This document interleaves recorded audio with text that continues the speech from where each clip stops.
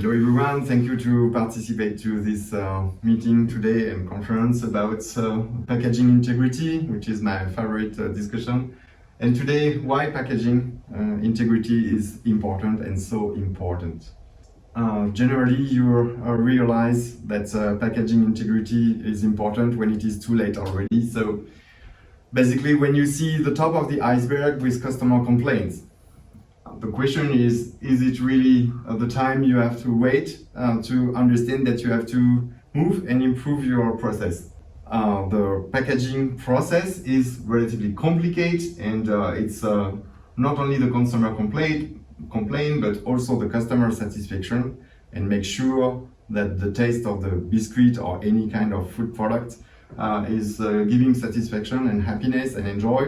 But it's not only this. Today you have a lot of change for the regulation. You have also other demands like the limiting the food waste, for instance, which is at high level. And the packaging has a role there to, in order to address this demand, regulation, customer and satisfaction, and make also the business variable. Because at the end, if you process packaging, it's not only for the satisfaction of the customer, but it's also to have an industrial process to make sure that you have the right quality and what you sell is really in the right spec, shelf life, for instance, and food safe. If we take directly an example, for instance, of what it means in terms of industrial process, I have an example here today with the same product.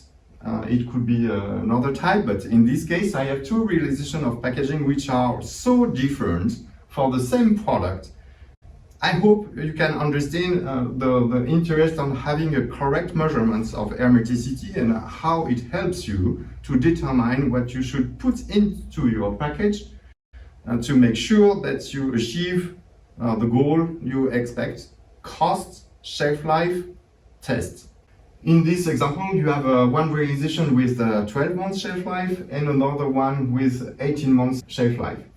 And basically, as you can see with the pictures and the envelope and the form, the shape, one question is, depending on the transportation mode, can you really send these two types with the same condition and same transportation mode? Time and stress. So if you use an aircraft, for instance, you have a down pressure, and basically you have a kind of risk when the pack is too much inflated to have a burst, and then of course you arrive to a customer complaint. But it's not only this question. So in these two examples, you have other components or solutions where the question mark is, do I need really this? On the left-hand side, you have a lot of ads, like internal package to have the grape isolated from the rest of the cereal, so meaning to reduce the water activity. You have also scavengers to reduce the oxygen uptake or whatsoever, or to compensate a lack of modified atmosphere, etc. And also a very thick packaging foil. On the right-hand side, you have finally not all of these, meaning no scavengers and basically no internal sub-pack, to say like that. At the end of the day, you have 18 months shelf life. So how this company on the right-hand side did it when this package is also traveling overseas, while the one on the left is just driven by road.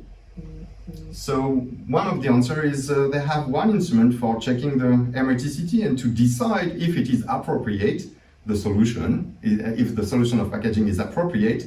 And this is really determined by a measurement with a minimum variable of influence. So you can decide if you are in a too high quality or if you take other risks, and finally optimizing your cost. Thank you for your attention.